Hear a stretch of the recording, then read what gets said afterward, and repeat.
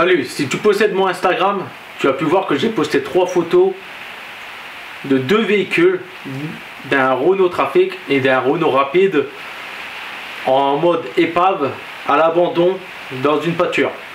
Sauf que cette pâture, c'est pas une pâture, c'est un marécage. Voilà, c'est une zone inondable, les véhicules ils sont là, ils ont des fois les pneus dans l'eau.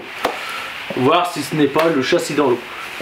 J'ai le projet de racheter un, voire les 2 véhicules si c'est possible. C'est pour ça que je fais cette vidéo, parce que j'ai besoin d'aide juridictionnelle, paperasse, tu vois, pour pouvoir savoir comment faire.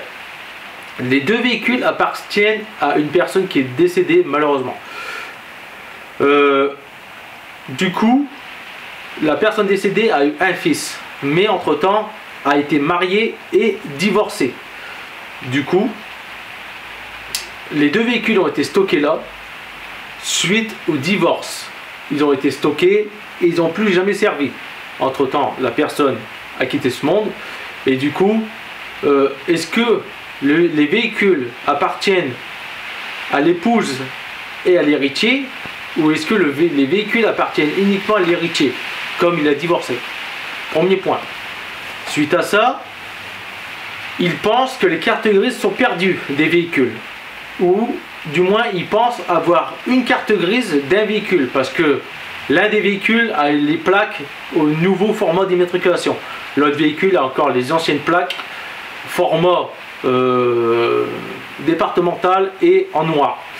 Et justement, plaque noire qui veut dire que le véhicule a été acheté et immatriculé avant 90. Un peu comme mon Trafic à moi. Ma question est, pour ça que j'ai besoin d'aide, comment la personne peut faire pour vendre les véhicules légalement, pour que moi derrière je puisse faire la carte grise si la carte grise s'avère être perdue. Comment il puisse obtenir un duplicateur ou obtenir la carte grise directement à son nom en tant qu'héritier. Voilà. Si vous avez été dans cette situation là, j'aimerais savoir, parce que j'ai fait quelques recherches sur internet mais ça n'a pas l'air d'être clair, c'est flou. Ils disent qu'il faut un acte de décès, acte notarial, une déclaration comme quoi que vous voulez faire la vente du véhicule.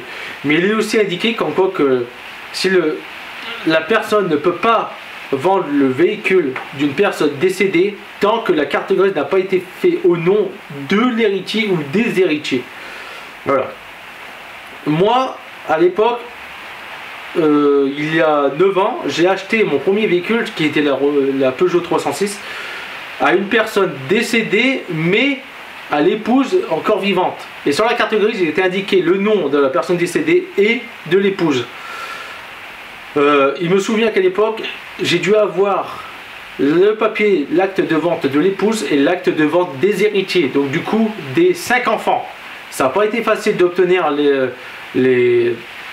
l'acte de vente des 5 enfants, mais j'ai réussi à pouvoir le faire parce que les 5 enfants ont donné leur accord pour vendre le véhicule de leur père décédé. Sur la carte grise, il était indiqué monsieur et madame. S'il aurait été marqué monsieur ou madame, ça aurait été juste l'acte de vente de madame et on en restait là. Et aussi de madame parce qu'il était indiqué monsieur ou madame. Là, étant indiqué monsieur et madame, il a fallu les actes de vente et un acte de décès qu'ils ont dû aller chercher au notaire. Et ils ont gagné 0 € sur la vente de la voiture. Parce que sur l'achat de la vente de la voiture, ça a été le même prix de l'acte de décès. J'avais acheté ma 306 150 €. L'acte de décès pour dire qui était l'héritier des véhicules, en disant que le véhicule était héritier de tous les enfants et de la femme, ça leur a coûté 150 € au notaire. À la personne à qui je voudrais acheter les véhicules, j'aimerais acquérir du moins un véhicule. Il y en a un qui me plaît en particularité. Je pense pas que la personne ait le temps de contacter le notaire qui a fait l'acte, qui a enregistré le décès de la personne, Et je pense pas qu'il va dépenser 150 €, si c'est encore 150 €, un acte d'héritier du ou des véhicules. Voilà. Ça, il y a forte chance que c'est moi qui vais les payer. Et au prix que j'ai proposé pour le véhicule ou les véhicules, je pense pas que ça va être rentable pour lui. Voilà. En gros, c'est comme si qu'il me donnerait les véhicules. Donc je pense pas qu'il ait le temps pour faire ça, et encore moins les compétences. Parce que comme il m'a dit, moi tout ce qui est truc papier juridictionnel, je sais pas le faire. Je sais pas le faire, j'ai pas le temps. Voilà. Mais j'ai aussi vu sur internet comme quoi qu'il était impossible pour un héritier de vendre un véhicule dont la carte grise a été perdue, dont la carte grise a été volée, dont la carte grise n'a pas été faite à son nom. Pour pouvoir vendre le véhicule, l'héritier doit d'abord mettre la carte grise à son nom pour pouvoir le vendre. Ou alors le mettre même à la casse. Il ne peut pas mettre à la casse s'il n'a pas la carte grise. S'il n'a pas la carte grise, ou alors s'il n'a pas la carte grise mise à son nom. Voilà.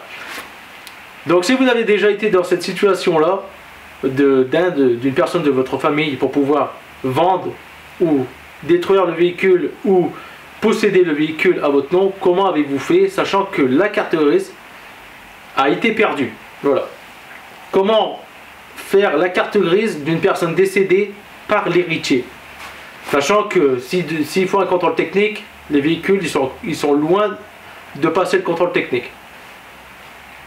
Moi je sais que pour faire mes cartes grises, je passe par un NTS et je passe par mon compte Amélie. Donc en gros avec ma sécurité sociale, comme ça ils ont déjà mes infos, ils savent qui je suis.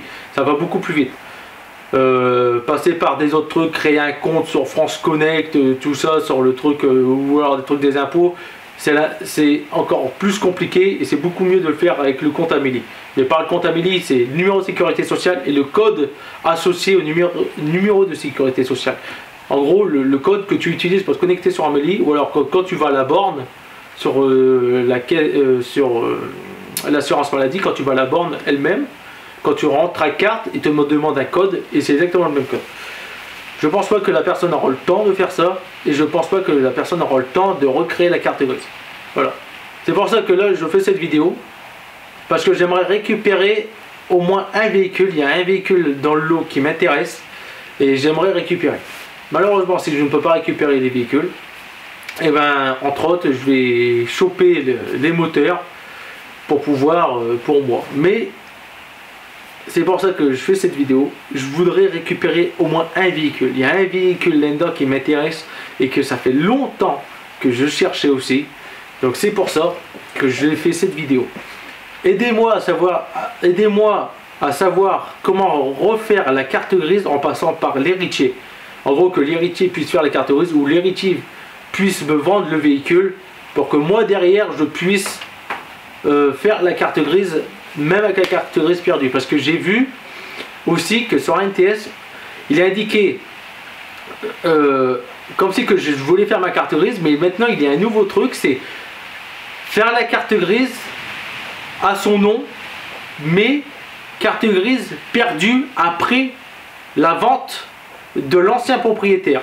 Donc en gros il y a une case qui est possible de faire la carte grise à son nom, comme si que vous achetez le véhicule, vous avez la carte grise, toutes les informations ont été, entre temps vous avez voulu faire la carte grise, vous avez perdu la carte grise, du coup le véhicule n'appartient plus à l'ancienne personne, mais il ne vous appartient pas non plus parce que vous avez perdu la carte grise. L'ancienne personne est en droit de ne pas faire la carte, de ne pas demander un duplicateur de carte grise, parce que c'est vous qui l'avez perdu.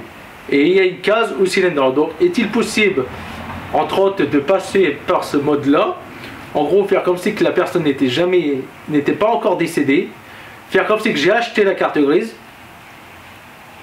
faire comme si que moi j'ai perdu la carte grise et passer par là, sachant que je sais qu'il faut toutes les informations et je sais où avoir les informations parce qu'on connaît le prénom de la carte grise, on connaît l'adresse de la carte grise, on a le numéro de série du véhicule, on a la plaque d'immatriculation, les autres informations J1, J2, tout ça, je sais ce que c'est parce que je possède une carte grise d'un trafic. Donc du coup, je sais où remettre des informations là.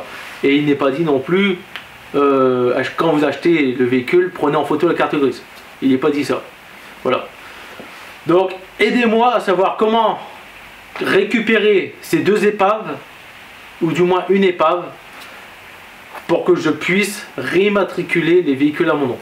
J'aimerais sauver ces 2 épaves pour derrière les remettre en route et les revendre pour les remettre à circulation, pour dire que n'importe qui puisse voir ces véhicules de 80 rouler sur la route. Voilà. En gros, pour que le patrimoine français puisse toujours vivre. Voilà. J'attends votre aide et j'espère avoir été clair. Merci à vous.